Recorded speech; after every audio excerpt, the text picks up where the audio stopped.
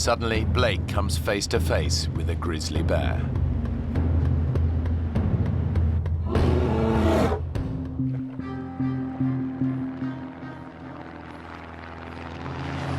A specially chartered plane has dropped Blake Stanfield and his father Neil in a remote Alaskan wilderness 60 miles from the nearest settlement. How's the raft coming? We're almost there. Good. Get the coffee on. Neil runs a building management firm, and Blake is a doctor. They'd taken leave to spend some time together. My father and I started backpacking when I was a young boy. Always ended up loving that. He taught me to appreciate the outdoors. Better get going, Dad. Just checking everything's shipshape. Where in the world did I put that lighter? I got it. Very repellent. Extra strength, very repellent. Almost anywhere in Alaska, you're going to run into many different types of wildlife, which includes bear, and of course that's something that you always need to be prepared for. The gates of the Arctic National Park is spectacular but dangerous. It's home to hundreds of black bears and grizzlies, not to mention roaming packs of wolves. It's 13,000 square miles of near untouched wilderness. For 6 months of the year, the rivers are choked with ice. During the summer, it all melts, but this early in the season, some patches have yet to thaw. We're going too fast, Blake. It's going down, Dad.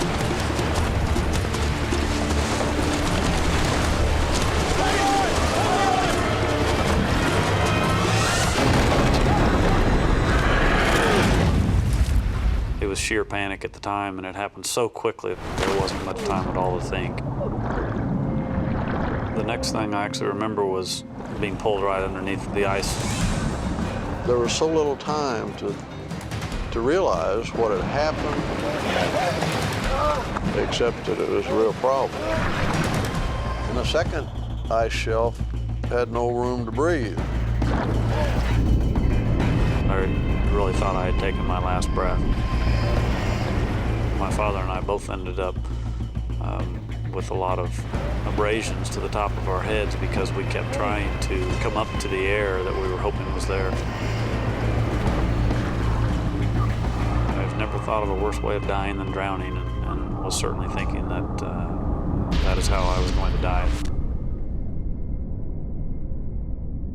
After being under that water for what seemed like an eternity, I just remember popping out, taking in a nice big breath of air.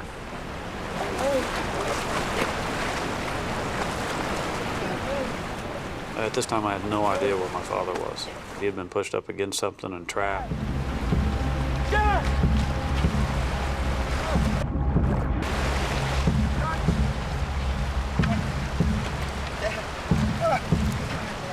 Oh my God, you're freezing. We gotta get you dry. It's okay, Dad. You're gonna be okay. All right? Neil's wet clothes are making his temperature fall even faster. It's okay. Basically, while this fire got started, I hugged him and tried to give him some of the warmth that I had. Eventually got him to where he wasn't shaking anymore.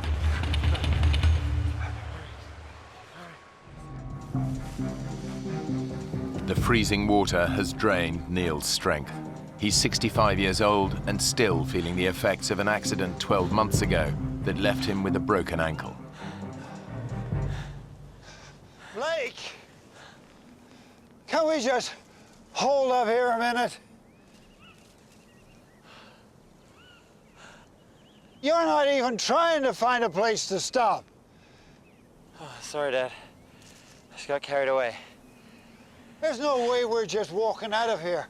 We're gonna have to find a good campsite and stay put. How agreed?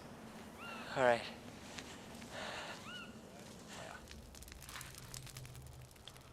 Their ordeal has left Neil and Blake battered and bruised. Now they have to contend with the cold. We got enough wood? Yeah, we got lots. You get closer to the fire. I'm warm enough. There. My father and I took turns laying towards the front of the shelter where the fire was. Try and get some sleep, okay? Yeah. And then whoever was laying in back would bear hug the person in front. Sleeping won't be easy. It's summer and the sun barely dips below the horizon. But during the few hours of darkness, the temperature can still get close to freezing.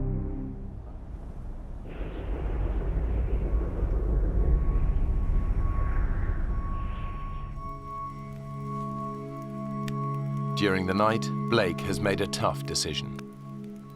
Well, I needed to get back to Bettles. I needed to go find help. The #1 rule of survival is stick together. But Blake knows his dad isn't up to the hike. Dad? You okay? Yeah. Pretty sore, though. You slept? Not so much, no. You know, I've been thinking. We gotta get ourselves organized. We gotta build up a nice big pile of firewood. Maybe make some traps. We're gonna need some food. I'm going for help, Dad. Help? From where? Blake had no doubt given it a lot of thought and decided that he could conquer this problem and hike back to Bettles. We're on our own, Dad. No one's coming. I'm telling you not to go. Leaving him alone was a hard decision, but I think he knew I was stubborn because I inherited that from him. You're really going, aren't you? Yes, sir, I am. I'm really going. Because if I don't, we're gonna die here, Dad. You're gonna need the knife. And the lighter. Now what about the bears? You saw all those tracks. Well, you got the fire. That should keep them away. I meant you, son. What about the bears? I love you, Dad.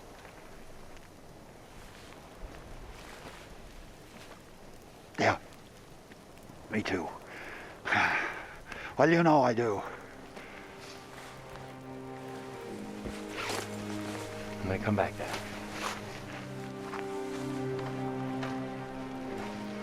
I hit myself.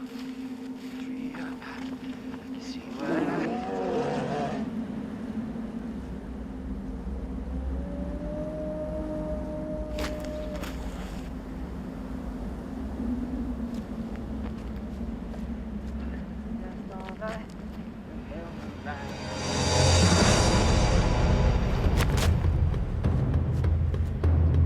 Suddenly, Blake comes face to face with a grizzly bear.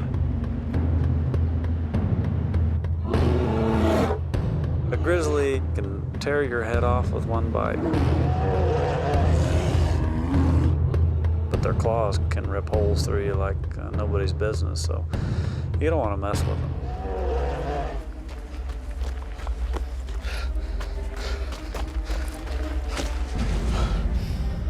I certainly sent the adrenaline through my body when I saw him.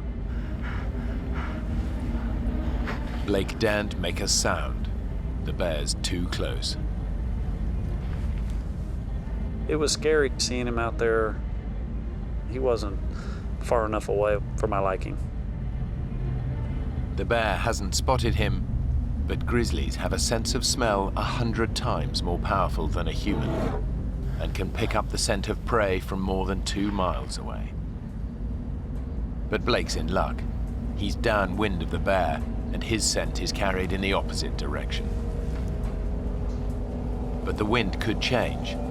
He risks making a run for it.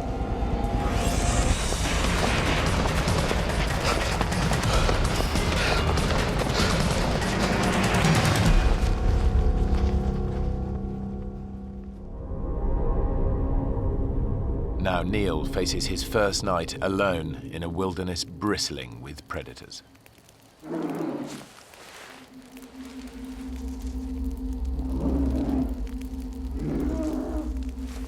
As everyone knows, You try to make noise in the wild with where bears are present.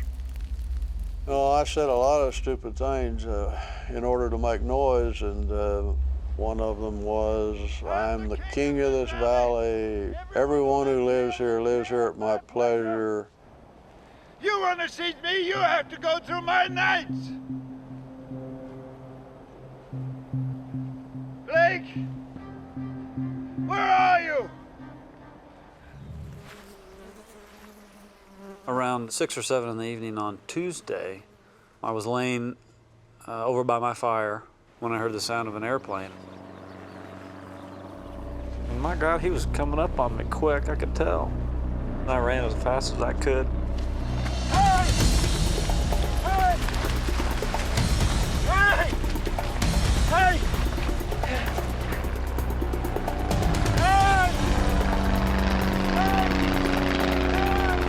I realized that he spotted me. He'd spotted me. That was the same plane, and as they flew over me, they dropped a bag of stuff.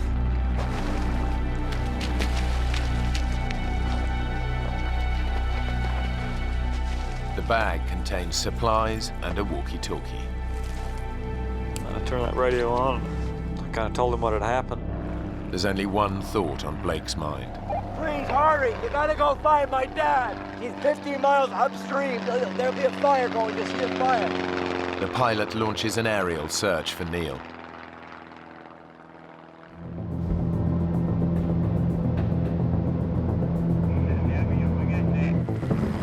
Three hours later, a rescue helicopter picks up Blake and rushes to the scene.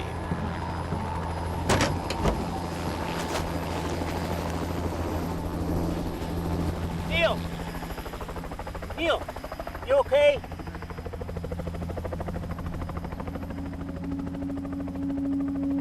How did you know I was here? I asked your son. Blake?